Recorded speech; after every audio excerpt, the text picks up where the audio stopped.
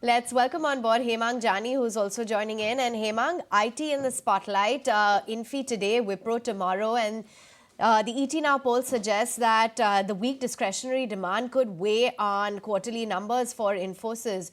What is it that you want to hear from the management this quarter?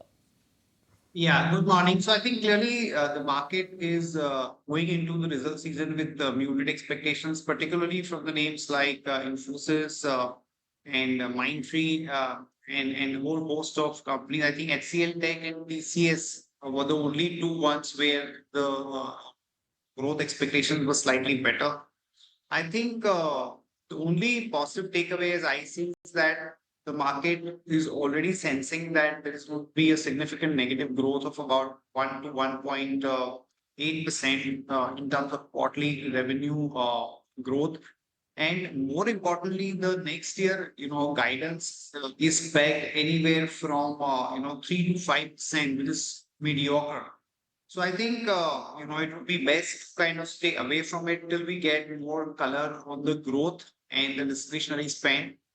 If at all somebody has to take exposure in IT, I think surely TCS is a better bet, or some of the India-focused IT names would be better placed, be it Naukri or Latent View Technologies.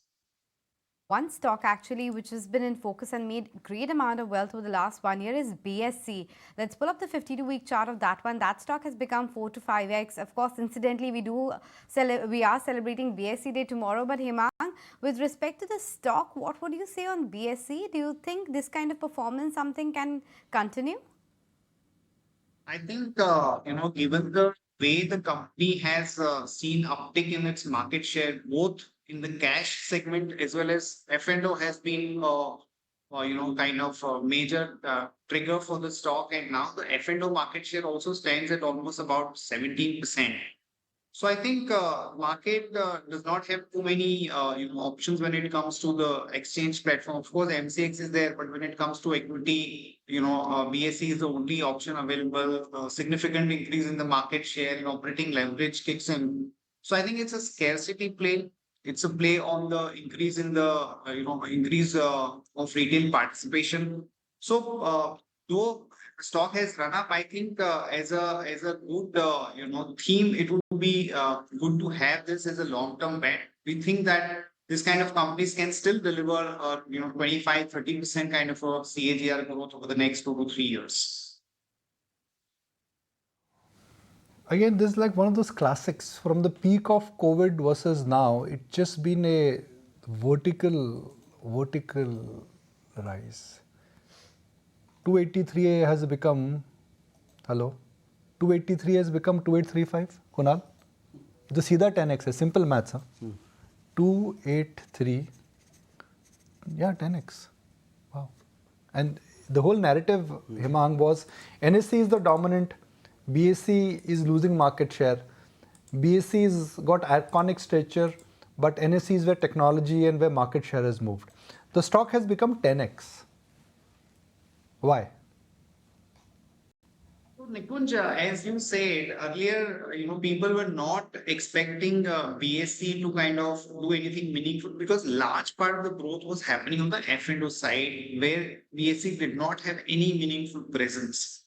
So I think the major trigger or the re-rating came because of their, being able to grab the market share on the option side with the, expiry for the Sensex and the BankX both, and you see the market share that they've gained. Government also has been supportive because they probably did not want to have a situation where there is a monopoly when it comes to exchange. So that also has played a role. And I think, given the growth in the number of accounts, the ADTO, the exchange turnover, and more so on the option side, just to give you a data point, in the last 8 to 9 months, the number of contracts traded on the exchange has gone up by 100%. So BSE being a new entrant, the significant growth in percentage will be there. So I think it'd be good to have some. We should not look at how much it has gone now. Just look at the current market cap, what kind of growth it can give over the next 3 to 5 months. What a big week it's been, or big month it's been. I go back to two heroes of this month, Amara Raja and Exite. Hemang, where are these stocks headed now? Now that this entire battery rediscovery story has had moved, is there still headroom left for an Exide or an Amra Raja? I think, Nikush, the run-up has been quite sharp. No doubt, with the new announcements that Exide has made with their tie-ups, and also the fact that you may see some more traction when it comes to the EV-led growth that some of these companies may deliver. But I think we have to bear in mind that after a certain run-up that we have seen, and the market has started looking at 3 to 5 years, and if you have read the recent headlines that in Europe, the EV, growth has actually faltered. It has gone down. So, though in India we are like far away from that situation, market starts pricing in many scenarios and blue sky scenarios, which is not great for investors to enter into the stock at these points. I think we should wait for the numbers to come in and look at, what would be a decent price point to enter in at. I think it's more of an excitement play at this point of time. So that's about Exide and Amara. But Hemang, there were a couple of these important earnings that came over the holiday, right? Right from an ICICI Lombard to Angel One, and the numbers were rather strong. What stood out for you? Yeah, Angel One was blowout. I think given the growth that we are seeing on the volume side on a quarter-on-quarter basis, the client addition, and the more importantly, the way the Angel One has gone about managing their market share on a high base. I think it's a phenomenal play. I think this company can give you still another 25-30% kind of a growth year on year, as long as the market volume is great. ICICI Lombard was also decent. I think the stock has run up, but the numbers were in line, and more importantly, the management commentary was quite strong. So again, this would be one stock that I would be comfortable buying. If you like this video, then like, share and subscribe to ET Now.